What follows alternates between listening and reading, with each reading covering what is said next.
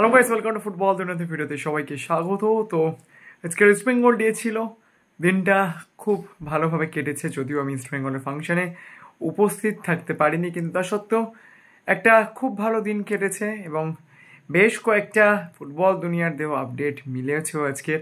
তো সব মিলিয়ে কিন্তু দিনটা খুব ভালো। হেক্টর রুসের অ্যানাউন্সমেন্ট চলে এসেছে, যেরকমটা আমরা বলেছিলাম সেই মতোই সব কিছু চলেছে। অন্যদিকে আরও বেশ কয়েকজন প্লেয়ারের ব্যাপার নিয়ে ইস্ট বেঙ্গল এগিয়েও গিয়েছে।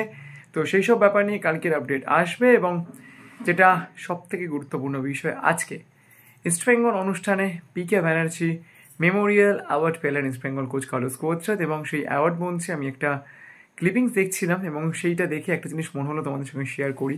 তাকে কোশ্চেন করা হয়েছিল যে ইস্ট বেঙ্গলে কোচিং করিয়ে তার কেমন লাগছে। তার উত্তরটা ছিল ভারতবর্ষের শ্রেষ্ঠ ক্লাব ইস্ট বেঙ্গল তার মতে। এবং সব থেকে যেটা গুরুত্বপূর্ণ বিষয়, তিনি আজ এটা খুব গুরুত্বপূর্ণ কথা বলেছেন যে ইস্ট বেঙ্গলকে 12 বছর পরে কোনো ট্রফি চ্যাম্পিয়ন করা তার কোচিং ক্যারিয়ারের সব থেকে বড় সাফল্য। তো একজন কোচ তিনি কতটা যদি টিমের সঙ্গে মিলেমিশে এক হয়ে যান, তবেই কিন্তু তিনি এই কথা বলতে পারেন। ইস্ট বেঙ্গল মানে আবেগ, ইস্ট বেঙ্গল মানে লড়াই, ইস্ট বেঙ্গল মানে যন্ত্রণার ইতিহাসকে কাটিয়ে উঠে সামনে এগিয়ে যাওয়ার একদম প্রাণপণ চেষ্টা।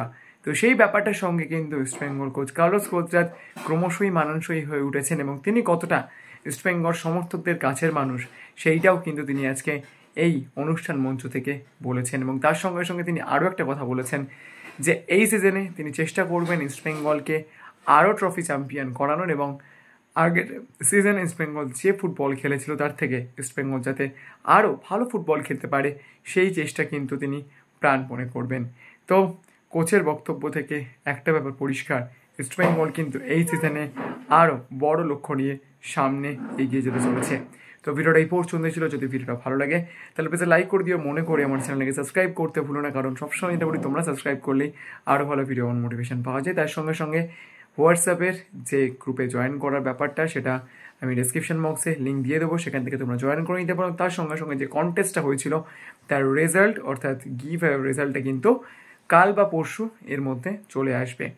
তো যেহেতু অনেক অ্যান্সার জমা পড়েছে, তো সেই কারণে সেগুলোকে সর্ট আউট করতে একটু টাইম লাগছে। 2-3 দিনের মধ্যে কিন্তু আমি রেজাল্ট জানিয়ে দেবো। তো চলো ভিডিওটা এই পর্যন্তই, দেখা হচ্ছে পরের ভিডিওতে।